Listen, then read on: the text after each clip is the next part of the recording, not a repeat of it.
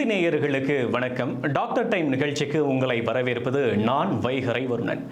இன்னைக்கு world hyper tension டே, உலக உயர் ரத்த அழுத்த தினம். நம்மளுக்கெல்லாம் பரிச்சயமான வார்த்தையில் சொல்லணும்னா பிபி. உலக அளவில் மிகப்பெரிய உடல்நிலை பிரச்சனையாக இது மாறிட்டு வருது. டாக்டர்ஸ்லாம் கூட இது ஒரு சைலண்ட் கில்லர் அப்படின்னு கூட குறிப்பிடுறாங்க. அந்த அளவுக்கு இது வந்து பல உடல்நல பிரச்சனைகளுக்கு முக்கிய காரணமாக கூட இருக்கிறது. இந்த நிலையில் தான் நம்ம கூட தமிழகத்தினுடைய முன்னணி மருத்துவ நிபுணர்களான டாக்டர் முருகநாதன் மற்றும் டாக்டர் சென்னியப்பன் நம்ம கூட ஜாயின் பண்ணியிருக்காங்க. அவங்கள வெல்கம் பண்ணி நம்ம நிகழ்ச்சிக்குள்ள போவோம். வணக்கம் டாக்டர்ஸ். டாக்டர் சென்னியப்பன், உங்ககிட்ட இருந்து நிகழ்ச்சியை தொடங்குறேன்.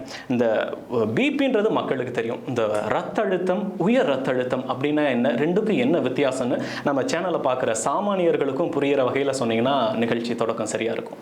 இதயன்றது ஒரு பம்பு தான். மோட்டார் பம்பு வந்து தண்ணியை வெளியில் அனுப்புகிற மாதிரி இதயம் வந்து ரத்தத்தை அனுப்புது. உங்களுக்கு மோட்டார் பம்பு வந்து பைப்பில் தண்ணி போகும்போது எப்படி தண்ணி போகுதோ அதே மாதிரி பம்பு பண்ணுற ரத்தம் வந்து இரத்த குழாய்கள் மூலமாக போகுது.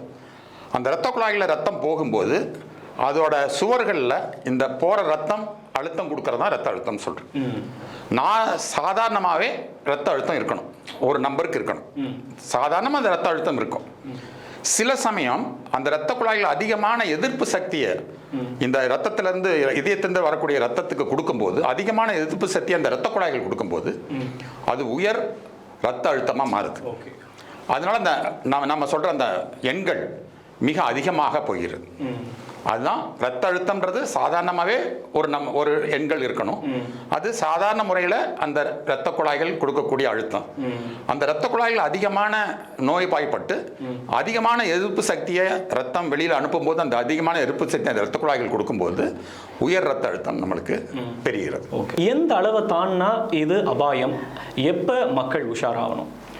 அதாவது ரத்த அழுத்தம் ஒரு மனிதனுக்கு முக்கியம். ஏன்னா அந்த ரத்த அழுத்தம் இருந்தால் தான் உடலில் உள்ள எல்லா பாகங்களுக்கும் ரத்தம் போகும். ரத்த அழுத்தம் குறைஞ்சாலும் ஆபத்து. இப்போது சராசரியாக நாம் முதல்ல பேசும்போது சொல்லுவோம், ஒருத்தருக்கு வந்து 2 ப்ரெஷர் இருக்குது. சிஸ்டாலிக் ப்ரெஷர்னு ஒன்று இருக்குது, டயஸ்டாலிக்னு ஒன்று இருக்குது. ஒரு நல்ல ஹெல்த்தியாக இருக்கிற ஒருத்தருக்கு வந்து பார்த்திங்கன்னா ப்ரெஷர் வந்து 120 சிஸ்டாலிக் 140 வரைக்கும் இருக்கலாம். கீழே வந்து டயஸ்டாலிக்னு சொல்லுவோம், அது வந்து 80லேருந்து 90 வரைக்கும் இருக்கலாம். ஆனால் ஐடியலாக ஒருத்தருக்கு நல்ல ப்ரெஷர் எல்லாமே கரெக்டாக இருக்குன்னு சொல்ல வந்தால் 130 to 80. இது வந்து ஆளை பொறுத்து மாறும். பெரியவங்களுக்கு கொஞ்சம் அதிகம் வரலாம், சர்க்கரை வியாதி உள்ளவங்களுக்கு மாறலாம், சிறுநீரக. பெண்களுக்கும் ஆண்களுக்கும் இந்த ரத்த அழுத்தத்தில் ஏதாச்சும் வித்தியாசம் அந்த மாதிரி ஏதாச்சும் இருக்குமா டாக்டர்? பெண்களுக்கும் ஆண்களுக்கும் பெரிய வித்தியாசம் வராது. ஆனால் கருவுற்ற காலங்களில் பெண்களுக்கு இந்த மாதிரி ப்ரெஷர் வரலாம். ஸோ அதனால் இந்த ரத்த அழுத்தங்கிறது வந்து ஆண்கள் பெண்கள் பருவத்தை பொறுத்து, ரெண்டாவது அவங்களுக்கு கூட ஏதாவது வியாதி இருந்தால் அதுக்கு தகுந்த மாதிரிலாம் மாறும். கர்ப்பகால பெண்களில் எந்த அளவுக்கு இதில் கவனத்தில் இருக்கணும், அவங்க இதில் எந்த அளவுக்கு பாதிக்கப்படுவாங்க? ரொம்ப நல்ல கேள்வி. கர்ப்பமான பெண்கள் வந்து ஆரம்பத்திலேருந்தே ரத்த அழுத்தத்தை பார்த்துக்கணும். நிறைய பெண்களுக்கு இந்த ரத்த அழுத்தத்தினால அவங்களுக்கு மட்டும் பாதிக்கிறதில்ல, பிறக்கிற குழந்தையும் பாதிக்குது. அதுவும் 3 மாதம் கழித்து சில பேருக்கு ரத்த அழுத்தம் வரும். நாங்கள் வந்து இது வந்து ப்ரெக்னன்சி, அதை கர்ப்பத்தினால் வந்த ரத்த அழுத்தம்னு சொல்லுவோம். அதனால் நிறைய பக்க விளைவுகள் வரும். அதனால தான் இந்த கருவுற்ற தாய்மார்கள் வந்து மாதம் ஒரு முறை செக்கப் போகும்போது அவங்களுடைய ரத்த அழுத்தத்தை பார்த்துக்குவோம். அதை வந்து கட்டுப்பாடில் வச்சுக்கணும். இல்லாட்டி அது குழந்தைக்கும் ஆபத்து, அந்த பெண்ணுக்கும் ஆபத்து. அந்த பெண்ணு அந்த டைமில் டெலிவரி முடிச்சதுக்கப்புறம் பார்த்தா கூட பின்னாடி நிறைய காம்ப்ளிகேஷன் வரும். அதனால் அவங்க அதை கட்டுப்பாடாக வச்சுக்கணும். அந்த குறிப்பிட்ட பெண் வந்து டெலிவரி ஆகி நார்மலாகிடும் ரத்த, ஆனால் செக் பண்ணிகிட்டே இருக்கணும். ஏன்னா அவங்க வந்து அடுத்த தடவை பிரச்சனை வரக்கூடிய ஒரு ஆஃப்டர் ப்ரெக்னன்சி கூட செக்அப் பிரச்சனை வரக்கூடிய ஒரு வாய்ப்பு. இன்னொரு செய்தி எல்லாருக்கும் சொல்லணும்னா, தயவு செய்து நீங்கள் மருத்துவர்கிட்ட போனீங்கன்னா எந்த வியாதின்னு போனாலும் உங்கள் ரத்த அழுத்தத்தை பார்த்துக்குங்க. நீங்கள் மட்டும் பார்த்துக்கூடாது, உங்கள் கூட யாரோ அட்டெண்டர் வந்தால் அவங்களுடைய ரத்த அழுத்தத்தையும் பார்த்தா தான் நிறைய பேருக்கு ரத்த அழுத்தம் இருக்கிறது கண்டுபிடிக்க முடியும். ஸோ ப்ரெஷரை வந்து செக் பண்ணால் தான் தெரியும் உங்களுக்கு நார்மலாக இருக்கா இல்லையாங்கிறது. இப்போலாம் நவீன காலகட்டத்தில் ஹோம் பிளட் ப்ரெஷர் மானிட்டரிங் வந்துருச்சு. அதனால் ஒவ்வொரு வீட்லேயும் ஒரு ப்ரெஷர் மானிட்டர் இருந்ததுன்னா அவங்க வீட்டில் இருக்கிறவங்களுக்கெல்லாம் செக் பண்ணிக்கலாம். ஸோ ஒவ்வொருத்தருக்கும் அந்த மாதிரி நம்பரை தெரிஞ்சுக்கிறது அவசியம். ஏன்னா நிறைய பேருக்கு வந்து இவங்க இது பார்க்கவே மாட்டாங்க. அப்படி பார்க்காத போது அவங்களுக்கு எப்போ ப்ரெஷர் வருதுன்னே தெரியாது. அதனால் எப்போதுமே ஒரு நல்ல பழக்கம் என்னென்னா, அவங்க வீட்டிலேயே வச்சு அவங்க பார்த்துக்கிறது நல்லது. சைலண்ட் கில்லர்னு அப்படின்னு இதை ஏன் டாக்டர் குறிப்பிட்டுறீங்க? எல்லா வியாதிக்கும் ஏதாவது வெளியில் அறிகுறி தெரியலாம். ஒரு மருத்துவர்கிட்ட ஒரு நோயாளி வராருன்னா ஏதோ ஒரு பிரச்சனைக்காக வராரு. தலை வலிக்குதுன்னு வராரு, நெஞ்சு வலிக்குதுன்னு வராரு. நிறைய நோயாளிகளோட பார்வை என்ன அப்படின்னா, நமக்கு வெளியில் ஒன்றும் தெரியாதனால வியாதி இல்லைன்றது. அந்த மாதிரி நினைக்கக்கூடாது. எத்தனையோ வியாதிகள் அமைதியாக உள்ள வளர்ந்து திடீர்னு ஒரு நாள் எரிமலையாக வெடிக்கும் போது வைத்தியம் இல்லை. அதனால தான் அந்த வியாதி உடம்புல வரும்போதே, வெளியில் தெரியாமல் இருக்கும்போதே கண்டுபிடித்து அதுக்கு சரியான முறையில் வைத்தியம் பண்ணி அது பெரிய அளவில் ஆபத்து ஏற்படாமல் பார்த்துக்கொள்ள வேண்டும். இந்த இரத்த அழுத்தத்தை பொறுத்த மட்டும் நிறையா பேரோட ஒரு சிந்தனை என்ன அப்படின்னா, நம்மளுக்கு தலைவலி இருந்தால் தான் ரத்த அழுத்தம் இருக்கலாம், மயக்கம் இருந்தால் இருக்கலாம், அடிக்கடி கோபம் வந்தால் நம்மளுக்கு ரத்த அழுத்தம் இருக்கலாம். அப்போ தான் அவங்க போய் பார்க்குறாங்க. எதுவுமே இல்லாமல் அதிக ரத்த அழுத்தம் இருக்கலாம். அதிக ரத்த அழுத்தத்தை நம்ம எப்படி தெரிஞ்சுக்கணும்னா, மருத்துவர்கிட்ட போய் பரிசோதனை பண்ணால் மட்டும்தான் நம்மளுக்கு அதிக ரத்த அழுத்தம் இருக்கா, சரியான முறை ரத்த அழுத்தம் இருக்கான்னு தெரிஞ்சுக்க முடியும். அது எந்த வயசில் பண்ணணும்னா, 18லேருந்து 20 வயசுலேருந்தே நம்ம ரத்த அழுத்தத்தை பரிசோதனை பண்ணணும். இப்போ 20 வயசுலேருந்து ரத்த அழுத்தம் தெரியாமையே இருந்து அந்த அதிகமான ரத்த அழுத்தம் மிகப்பெரிய ஆபத்தை 40 வயசில் உண்டு பண்ணிடும். அந்த 40 வயசுல தான் அவங்களுக்கு நெஞ்சு வலி வரும், மூச்சு வாங்கும். அந்த சமயத்தில் வைத்தியம் பயனளிக்காது. அதனால தான் இது ஏன் சைலண்ட் கில்லர், அது அமைதியான அரக்கன்னு சொல்கிறாங்கன்னா, வெளியில் தெரியாமே இருந்து உள்ளே வளர்ந்து திடீர்னு ஒரு மிகப்பெரிய ஆபத்தை இருதயத்திலேயோ சிறுநீரகத்திலேயோ அல்லது மூளையிலையோ ஏற்படுத்திருச்சுன்னா அதுக்கப்புறம் நோயாளியின் வாழ்வு மிக அதிகமாக பாதிக்கப்படுது. அதனால தான் இது அமைதியான அரக்கன். மக்களுடைய மனநிலை என்னவா இருக்கும்னா, இந்த பிபிலாம் வயசானவங்களுக்கு தான் இருக்கும், நான்லாம் யங்ஸ்டர் அப்படின்னு யோசிப்பாங்க. நீங்கள் உங்களுடைய அனுபவத்தில் பல பேரை பார்த்துருப்பீங்க. உங்களுக்கு வரக்கூடிய பேஷண்ட்ஸில் யங்ஸ்டர்ஸ் இதில் பாதிக்கப்பட்டிருக்காங்களா? எந்த அளவுக்கு இருக்காங்க? இப்போ அதிகமான முறையில் இளைஞர்கள் தான் பாதிக்கப்படுறாங்க. ஏன்னா இப்போ வாழ்க்கை நடைமுறை மாறிடுச்சு. இப்போலாம் 40 வயசு 45 வயசு தான் உயர் ரத்த அழுத்தம் வரணும்னு அவசியம் இல்லை. நம்ம 25 வயசு 22 வயசுலாம் பார்க்குறோம். இது அதிகமான வேலை சுமை. உங்களுக்கு இப்போ தெரியும், இந்த ஐடி வேலை செய்கிறவங்க தூக்கம் இல்லாமல் வேலை செய்கிறாங்க, நாள் கணக்காக வேலை செய்கிறாங்க, சரியான முறையில் உணவு எடுத்துக்கிறது இல்லை, இந்த துரித உணவுன்னு சொல்லக்கூடிய ஃபாஸ்ட் ஃபுட் எடுக்கிறாங்க, செயற்கை குளிர்பானம் கொடுக்குறாங்க, பலவிதமான பொருட்களை உபயோகப்படுத்துகிறாங்க. இதனால அவங்களுடைய இந்த நேரத்துக்குள்ளே இந்த வேலையை நான் முடிக்கணும் அப்படின்ற மாதிரி ஒரு மனச்சுமை. அது தவிர சரியான உணவு பழக்க வழக்கங்கள் இல்லாமல் இருக்கிறது, உடற்பயிற்சியே இல்லாமல் இருக்கிறது, அதுக்கே நேரம் இல்லாமல் இருக்கிறது. இது எல்லாம் சேர்ந்து இப்போ இளைஞர்களுக்கும் அதிகமான முறையில் அதிக ரத்த அழுத்தம் வர ஆரம்பிச்சிருக்கு. ஸோ நம்ம இந்தியா அதிகமான இளைஞர்கள் கொண்டு இருக்குன்னு நம்ம பெருமைப்பட்டுக்கிற அதே நேரத்தில் அந்த இளைஞர்களோட உடல்நிலை, அந்த உடல்நிலையும் அந்த ஆரோக்கியத்தையும் காக்கிறது ரொம்ப ரொம்ப முக்கியமான விஷயம். அதற்கு இளைஞர்களுக்கு விழிப்புணர்ச்சி அவசியம். இளைஞர்கள் என்ன நினைக்கிறாங்கன்னா, இந்த வயசுல எனக்கு ஒன்றும் வராது, நான் எல்லாம் பண்ணிக்கலாம், 40 வயசுல வந்தால் நான் பார்த்துக்கிறேன் அப்படின்றதான் மனநிலையாக இருக்குது. நீங்கள் சரியான முறையில் வாழலைன்னா எல்லா வியாதியும் மாரடைப்பு கூட 20-25 வயசுலேயே வர வாய்ப்பு இருக்குது. இப்போ இந்த உடல் நல பிரச்சனைகள் பல இருக்குது. நீரிழிவாகட்டும், உடல் பருமன் ஆகட்டும், இப்போ பிபி, இதெல்லாம் ஒன்றோடு எந்த வகையில் தொடர்பு விட்டு இருக்குது டாக்டர்? நாங்கள் எப்போதுமே ஒரு மக்களுக்கு ஒரு உதாரணம் சொல்லுவோம். நீங்கள் ஒரு ஸ்கூட்டர் வச்சுருப்பீங்க, அது 1 லட்சம் கூட போகாது. அதை நீங்கள் என்ன பண்ணுறீங்கன்னா 3 மாதத்துக்கு ஒருக்கா கொண்டு போய் சர்வீஸ் பண்ணுவீங்க. அதுக்கு பிரச்சனையே இருக்காது, ஆனாலும் சர்வீஸ் பண்ணோம், பெருமையாக சொல்லுவோம், என்னுடைய ஸ்கூட்டர் நான் இன்றைக்கி சர்வீஸ் பண்ணோம், சர்வீஸ்காரன் கூப்பிட்டான்னு. 1 லட்சம் ரூபா உள்ள ஒரு பொருளை நீங்கள் போய் சர்வீஸ் பண்ணுறீங்க. உங்கள் உடலுக்கு விலை மதிப்பற்ற உடல், அதை கொஞ்சம் போய் பரிசோதனை பண்ண வேண்டாமா? ரத்த அழுத்தம் இருக்குதா, சர்க்கரை இருக்குதா, உங்கள் உடம்புல என்ன இருக்குது, வெயிட் அதிகமாகுதா, இதெல்லாம் பார்க்கணும் அப்படிங்கிறது எங்களுடைய குறிக்கோள். நாங்கள்லாம் ஒரு அட்வைஸ் பண்ணுவோம், சாப்பிட்ற டேபிள் பக்கத்துலேயே ஒரு வெயிங் மிஷின் வச்சுக்கணும். அப்போ தான் உங்களுக்கு உடம்பு பற்றியாவது உடல் பருமனை பற்றியும் ஒரு அக்கறை வரும். இப்போ உங்கள் அனுபவத்தில் 2 பேருமே குறிப்பிடுறது, எந்த ஒரு அறிகுறி இல்லைனாலுமே ஆரம்ப காலத்திலேயே செக் பண்ணிடுங்க அப்படின்றீங்க. ஓகே, ஒரு சாமானியர் போய் செக் பண்ணுறாங்க, ஃபர்ஸ்ட் டைம் அறிகுறி இல்லை. இப்போ எத்தனை மாத கேப்பில் மறுபடியும் அவங்க செக் பண்ணணும்னு ஒரு கேள்வி இருக்கும்ல, எவ்வளோ கேப்பில் ரெகுலர் செக்அப் இருக்கணும்? குறைஞ்சபட்சம் 6 மாதத்துக்கு ஒரு தடவையாவது அவர் சரியான முறையில் நம்ம அந்த எண்கள் இருந்தாலுமே ஒரு 6 மாதத்துக்கு ஒரு தடவை பார்த்துக்கிறது நல்லது. முக்கியமாக 40 வயசுக்கு மேலே நிச்சயமாக 6 மாதத்துக்கு மேலே ஒரு தடவை பார்த்துக்கலாம். 40 வயசு கீழே இருக்கவங்க வருஷத்துக்கு ஒரு தடவை நிச்சயமாக பரிசோதனை பண்ணிக்கணும். எந்த நேரத்தில் வேணால் அந்த ரத்த அழுத்தம், அதிக ரத்த அழுத்தம் வரலாம். போன வருஷம் இல்லாமல் இருக்கலாம், 6 மாதத்துக்கு முன்னாடி இல்லாமல் இருக்கலாம், இப்போ வரலாம். ஸோ அதனால அது பார்த்தா தான், அது பரிசோதனை பண்ணால் தான் தெரிஞ்சுக்க முடியும். சார் சொன்னதில் இன்னொரு முக்கியமான விஷயம் இந்த உடல் பருமனில் ஒருத்தர் வந்து கால்ல இருந்து தலை வரைக்கும் உடல் பருமனாக இருப்பார். சில பேர் காலும் நல்லா இருப்பார், தலையும் நல்லா இருப்பார், வயிற்றின் பகுதியில் மட்டும் உடல் பருமனாக இருப்பார். இவங்க தான் மிக ஆபத்தானவர்கள். உடல் பருமன் வயிற்றின் பகுதியில் இருக்கிற கொழுப்பு தான் மிக கெட்ட கொழுப்பு. ஏன்? ஹார்ட் மேலே இருக்கு, கெட்ட கொழுப்பு கீழே இருக்கு. இந்த கொழுப்பு மேலே அடிச்சதுன்னா அதுதான் ஹார்ட் ப்ராப்ளம், இருதய ப்ராப்ளம். ஸோ அதனால நாங்கள் என்ன பண்ணுறோம்னா, இப்போ உயரம், எடை, வயிற்றின் சுற்றளவு, இப்போ எவ்வளவு நாங்கள் ஸ்டெத்தஸ்கோப்பு முக்கியத்துவம் கொடுக்குறோமோ அத்தனை முக்கியத்துவம் இன்ச் டேப் கொடுக்குறோம். வயிற்றின் சுற்றளவு அதிகரிக்க அதிகரிக்க எல்லா வியாதியும் வர வாய்ப்பு இருக்கு. ரத்த அழுத்தம், மாரடைப்பு, சர்க்கரை நோய், பக்கவாதம் எல்லாம் வர வாய்ப்பு இருக்கு. இப்போ வந்து நம்ம வந்து ஒவ்வொருத்தரையும் மருத்துவர்கிட்ட போகும்போது எனக்கு எடை குறைஞ்சிருக்கா அப்படின்னு வெயிங் மிஷினில் பார்க்குறோம். ஆனால் வயிறு குறைஞ்சிருக்கான்னு பார்க்குறது தான் முக்கியமான விஷயம். எடை குறைஞ்சி வயிறு குறையலை அப்படின்னா உங்களுக்கு ஆபத்து நீங்கள. நிறைய பேர் வந்து இந்த காலத்தில் பணம் சம்பாதிக்கிறதுலேயே குறிக்கோளாக இருப்பாங்க. அப்படியே பரபரப்பாக இருப்பாங்க. நாங்கள் சொல்லுவோம் ஹரி பரி ஹாட் கரி ஒரி அப்படின்னு. அதாவது அந்த மாதிரி எதுலேயுமே பரபரப்பு. அது இளைஞர்களுக்கெல்லாம் சீக்கிரமாக பணக்காரர் ஆகணும், சீக்கிரமாக பென்ஸ் கார் வாங்கணும், அவர்களுடைய கனவு எல்லாம் பெருசாக இருக்கும். அவங்களுக்கு பரபரப்பு அதிகம், ஒரு மன நிம்மதியே இருக்காது. அதில் வந்து சாப்பாட்டில் நீங்கள் பார்த்தீங்கன்னா அவங்க நிறைய இடத்துல ஸ்ட்ரெஸ் முக்கிய ரோல் ப்ளே பண்ணுறாங்க. ஸ்ட்ரெஸ் ரொம்ப முக்கியம். அவங்களுக்கு தூக்கமே சரியாக வராது, தூக்கமின்மையும் ப்ளே பண்ணுறாங்க. அதில் பார்த்தீங்கன்னா அவங்களுக்கு இப்போ இந்த காலத்து மக்களுக்கு ரொம்ப இடைஞ்சல் வந்து பார்த்தீங்கன்னா வாட்ஸ்அப் பார்ப்பாங்க, கம்ப்யூட்டர் பார்ப்பாங்க, ஸ்க்ரீன் டைம் நிறையா இருக்குது. எப்போதுமே நீங்கள் சாப்பிட்ட உடனே ஒரு 2 மணி நேரம் நைட்டில் எதுவுமே பண்ணக்கூடாது. ஸ்க்ரீன் டைம்லாம் பண்ணாமல் ஏதோ படிக்கலாம், இல்லை பாட்டு கேட்கலாம், மெலடிஸ் கேட்கலாம். ஒரு 2 மணி நேரம் ஸ்க்ரீன் டைமே இருக்கக்கூடாது.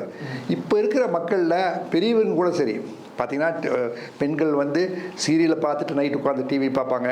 சில பெண்கள் வந்து சில மக்கள் வாட்ஸ்அப் பார்ப்பாங்க, சில பேர் கம்ப்யூட்டர் பார்ப்பாங்க. இன்னொரு இடைஞ்சல் என்ன பண்ணுவாங்கன்னா, டிவி முன்னாடி உட்காந்து சாப்பிடுவாங்க. டிவி முன்னாடி உட்காந்து சாப்பிட்றதே கெட்ட பழக்கம். என்ன சாப்பிட்றாங்கன்னே தெரியாது. நாங்களாம் ஒரு ஜோக்காக சொல்லுவோம், நானும் சார் பேசும்போதெல்லாம், முன்னெல்லாம் டிவி பார்த்தீங்கன்னா பெரிய டிவியாக இருக்கும், பார்க்குற ஆள் வந்து ஒல்லியாக இருப்பான். இப்போ டிவி வந்து ஃப்ளாட்டாக தின்னாக இருக்குது, பார்க்குற ஆள் குண்டாக இருக்கான் வயிறு. ஸோ என்ன ஆகுதுன்னா, என்ன சாப்பிட்றோன்னே தெரியாது. அங்கே கிரிக்கெட் மேட்ச் பார்த்துட்டு இருப்பாங்க, ஐபிஎல், அவன் அடிக்கிறானோ இல்லையே இவங்க ஃபுல்லாக அடிச்சுக்குவாங்க. ஸோ இந்த மாதிரியெல்லாம் வாழ்க்கை முறை மாற்றும் போது ஒரு டிசிப்ளின், ஒழுக்கம் வேணும்.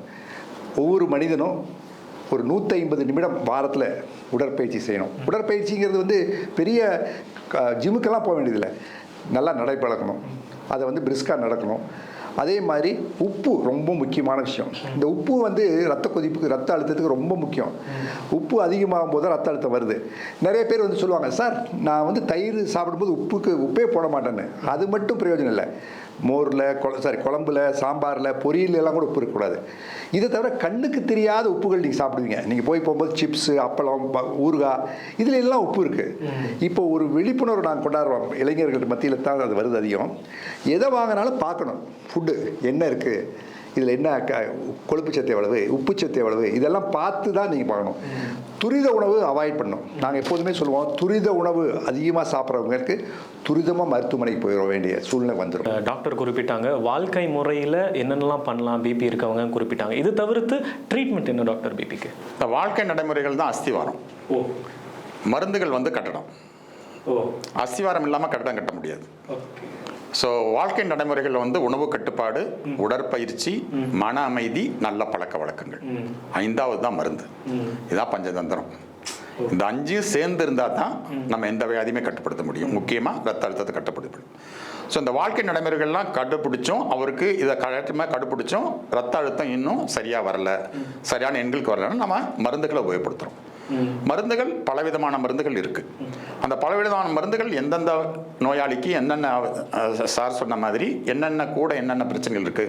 சர்க்கரையோட பிரஷர் இருந்தால் சில மருந்துகள், சர்க்கரையோட இருதய பிரச்சனை இருந்தால் சில மருந்துகள், சர்க்கரையோட கிட்னி பிரச்சனை இருந்ததுன்னா, சிறுநீர் பிரச்சனை சில மருந்துகள், எதுவுமே இல்லாமல் இருந்தால் ஒரு மருந்துகள், அவருக்கு கூட என்ன வியாதி இருக்கு, ஆஸ்மா இருந்தால் ஒரு மருந்துகள், அவருக்கு கால் வீக்கம் இருந்து பிரஷர் இருந்தால் அதுக்கு இன்னொரு மருந்துகள், கண்ணில் பிரச்சனை இருந்தால் அதுக்கு ஒரு மருந்துகள். ஸோ இது வந்து இவருக்கு எல்லாத்துக்கும் இந்த மருந்து தான் கொடுக்கணும் அப்படின்றத நம்ம முடிவு பண்ணுறதில்ல. இந்த நோயாளிக்கு அவரை தனியாக பார்த்து, இவருக்கு இந்த ரத்த அழுத்தம் இருக்குது, இதோட இந்தந்த வியாதிகள் இருக்குது, இதோட இவருக்கு இந்தந்த பிரச்சனைகள் இருக்குது, இந்த மாதிரி வாழ்க்கை அவர் வாழ்கிறாரு, இந்த மாதிரி வாழ்க்கையில் அவருக்கு என்ன மருந்துகள் அவருக்கு சரியான முறையில், இது எல்லாத்தையும் பார்க்கக்கூடிய மருந்துகள், இது எல்லாத்துக்கும் ஒத்து வரக்கூடிய மருந்துகள். அதுதான் இப்போ வந்து நம்ம என்ன சொல்கிறோம் அப்படின்னா, எல்லாத்துக்கும் பிபின்னா ஒரு மருந்து, திங்கக்கிழமைன்னா ஒரு மருந்து, செவ்வாய்க்கிழமைனா ஒரு மருந்து, புதன்கிழமைனா ஒரு மருந்துன்னு மருத்துவர் எழுதி வச்சுக்கிட்டு மருந்து கொடுக்கக்கூடாது. இந்த நோயாளிக்கு எல்லாத்தையும் முழுவதுமாக பார்த்துட்டு எந்த மருந்துகள் சரியான முறையில் அவருக்கு வேலை செய்யும் அப்படின்றது முக்கியம். இது ஒன்று. ரெண்டாவது, மருத்துவரோட மருந்து கொடுத்ததுக்கப்புறம் அந்த மருந்துகளை இது வந்து ரத்த அழுத்தம் வந்து கட்டுப்படுத்தக்கூடிய வியாதி, குணப்படுத்தக்கூடிய வியாதி இல்லை. குணப்படுத்த முடியும். டைஃபாய்டு, மலேரியா, சளி, ஜுரம் 10 நாள் மருந்து சாப்பிட்றீங்க, வியாதியை உடம்புலேருந்து ஓட்டிடுறீங்க, மருந்து நிறுத்திடுறீங்க. ரத்த அழுத்தம், சர்க்கரை, கொழுப்பு நோய், தைராய்டு இதெல்லாம் கட்டுப்படுத்தக்கூடிய வியாதிகள். அப்படின்னா நீங்கள் மருந்து, மாத்திரை, வாழ்க்கை நடைமுறைகள் கடைப்பிடிக்கிற வரைக்கும் வியாதி கட்டுப்பாடாக இருக்கும். இன்னைக்கு நிறுத்திட்டீங்கன்னா நாளைக்கு ஏறிக்கும். மிக அதிகமான நோயாளிகள் பண்ணுற தப்பு என்னன்னு கேட்டிங்கன்னா, அவங்க இதை ஒரு ஜுரம் மாதிரி பார்க்குறாங்க. ஒரு டாக்டர்கிட்ட போகிறாங்க, ரத்த அழுத்தத்தை பார்க்குறாங்க, அவர் மருந்து கொடுக்குறாரு, 10 நாள் கழிச்சு இன்னொரு டாக்டர் போவாங்க, ரத்த அழுத்தம் சரியாக இருக்கும், மருந்து நிறுத்திடுவாங்க. மருந்து நிறுத்த மறுநாள்லேருந்து ரத்த அழுத்தம் ஏறிடும். இப்போ லைஃப் டைம் பிபியில் இருக்க ஆமாங்க, லைஃப் டைம் மெடிசன் நிறைய பேருக்கு லைஃப் டைம் மெடிசன்ஸ் தேவையா இருக்கும். அந்த அதாவது சரியான எண்ணுக்கு வந்தாலும், இப்போ ரத்த அழுத்தத்தை சரி பண்ணி 130 80 கொண்டு வந்துடுறோம். அந்த 130 80ல நம்ம வைக்கிறதுக்கு மருந்து சாப்பிட்டு தான் ஆகணும். 130 80 வந்தாலுமே அந்த மருந்து சாப்பிட்றதுனால அந்த எண்ணை நிறுத்துறதுக்கு நம்ம மருந்து சாப்பிட்டு தான் ஆகணும். மாத்திரை குறைக்கிறதோ கூட்டுறதோ நிறுத்துறது மருத்துவரின் அறிவுரைப்படி தான் பண்ணணும். நாமளே மருந்தை குட்டிக்கிறது, 2 நாள் சாப்பிட்றது, 2 நாள் சாப்பிட்றது இல்லை, இந்த மாதிரி பண்ணக்கூடாது. ஸோ மருத்துவரின் அறிவுரைப்படி தான் நம்ம மருந்தை சாப்பிட்ணும். நிறைய நோயாளிகளுக்கு இது வாழ்க்கை பூரா சாப்பிட வேண்டியிருக்கு. டாக்டர், இப்போ பிபி ரொம்ப அதிகமாக இருந்தால் அது எமர்ஜென்சி சிம்டம்ஸ்னு ஒன்று இருக்கும்ல, அது என்ன டாக்டர்? அந்த சிம்டம்ஸ் இருந்தால் எப்போ உடனடியாக மருத்துவமனை நாடணும்? அதாவது உயர் ரத்த அழுத்தத்தில் ஒரு லெவல் வரைக்கும் பெரிய அறிகுறி தெரியாது. ஆனால் அந்த உயர் ரத்த அழுத்தம் ஒவ்வொருத்தருக்கும் மாறுபடும். அப்படி மாறுபடும் போது திடீர்னு அவருக்கு உதாரணமாக நான் சொன்னேன் 2 விதமான ப்ரெஷர்னு, 180 சிஸ்டாலிக், கீழே 120 டயஸ்டாலிக் அப்படிங்கிற ஒரு கட்டத்தில் வந்ததுன்னா, நான் சொன்ன மாதிரி மூளையில் ரத்த குழாய் வெடித்து அவருக்கு உடனே நினைவு மாறி கை கால் வராமல் போயிடும். இல்லை இருதயத்தில் அந்த ரத்த குழாய் அடைச்சி மாரடைப்பு வந்துடும். இல்லை அந்த இருதயமே செயலிழந்து மூச்சு வாங்கும், பல்மரி எடிமான்னு சொல்லுவோம். அதனால் உயர் ரத்த அழுத்தம் அதிகமாகும் போது எமர்ஜென்சியாக பார்க்கும்போது, எமர்ஜென்சி நாங்கள் சொல்லுவோம் ஹைப்பர் டென்ஷன் எமர்ஜென்சி அப்படின்னு. அதாவது உயர் ரத்த அழுத்தத்தினால் என்னென்ன பிரச்சனைகள் வரும்? இருதயம் செயலிழந்து போகலாம், மூளையில் ரத்த குழாய் வெடிச்சிடலாம், அல்லது கண்ணில் திடீர்னு கண்ணு தெரியாமல் போயிடலாம், அல்லது சிறுநீரகம் பாதிக்கலாம். ஸோ இந்த மாதிரி அறிகுறி வந்துச்சுன்னா நம்ம எமர்ஜென்சியாக பார்க்க வேண்டியது இருக்கும்.